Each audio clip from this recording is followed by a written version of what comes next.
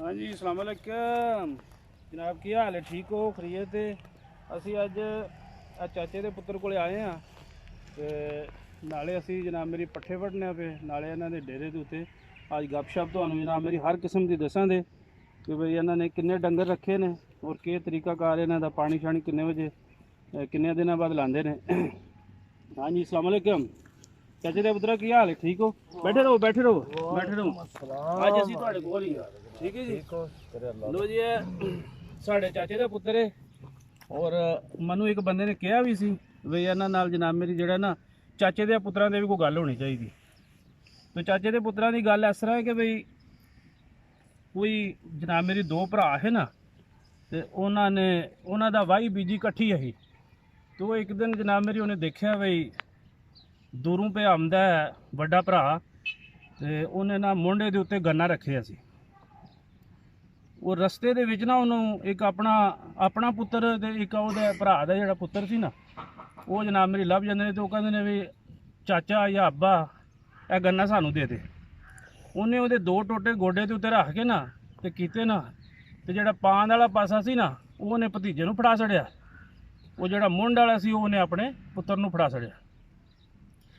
वो दूर जिहड़ा छोटा भरा सी ना उहदा, वो पिया देखदा सी भी इहने मेरे मुंडे नूं पान वाला पासा फड़ाया। शाम को जिस वक्त घर गए ना तो रोटी शोटी खाधी तो जनाब मेरी बैठे खलोते, तो भरा निक्का जड़ा ना वो आ गया वड्डे भरा कोले, तो कहंदा बई भा मेरी सलाह है भी वक् ना हो जाइए। तो उन्हें आख्या बई क्यों, के गल है? उन्हें आख्या गल ये होई तो कोई नहीं, एक मैनू लगता भी हो जानी है, तो असी होने तो पहला ही मैं समझना भी असी जड़ा ना वो लादा लादा हो जाइए। बई ये मैं देखा भी तुसी जड़ा ना अपने मुंडे नूं मुंड वाले पासों जड़ा गन्ना दिता ना, ये लालच तुसी कीता। ते रिश्ते जड़े होंदे ना ये वाकई जनाब मेरी रुखां की तरह होंदे ने, इन्हां नूं पालना पैंदा है। जब तक बंदा कसर ना खाए या जनाब मेरी कह सकते हो तुसी बई अपने उत्ते तुसी जनाब मेरी असर पाना है, तो फिर रिश्ते कायम रहिंदे ने।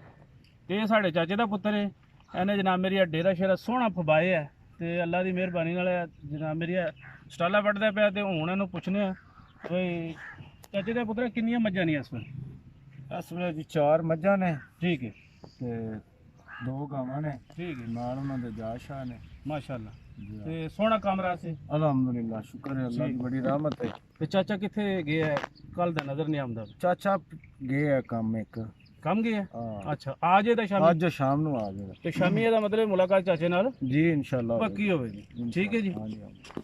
ते इत्थे किन्ने चिर तों तुसी जनाब मेरी अपना ज़मीन सारी अपनी है वो तोड़ ताड़ी हाँ जी अल्हम्दुलिल्लाह, अगे ताड़ी जड़ी है हाँ। ये सारा रकबा इन्हां दा ही है? अपना ही ए दसो जी जनाब मेरी आस पास जिन्ना भी है पैली इन्हां दी, सारा रकबा इन्हां दा ही है। अगे डेरा इन्हां दा ते रेड़ा शेड़ा भी रखी ने। ठीक है जी, इस पासे भी दसो जी, ए उत्ते जड़ा है ठीक है जी। उस तो इलावा जनाब मेरी इस तो इलावा भी कोई शुगल है या खाली जनाब मेरी जड़ा मज्झां शज्जां रखियां ने, कोई गां शां भी है? जी जी नहीं, शुक्र है अल्लाह दा, गावां भी रखियां ने, मज्झां भी रखियां ने अल्हम्दुलिल्लाह। ठीक है, ठीक है, निजाम सोहना अल्लाह ताला चलाया। सोहना अल्लाह ताला रोटी सोहनी दिंदा है। सोहनी दिंदा पिया। ठीक है जी, नीयत नेक होवे बंदे दी ते रोजी लभदी रहिंदी। माशाअल्लाह माशाअल्लाह। लो जी अल्लाह दे वाले।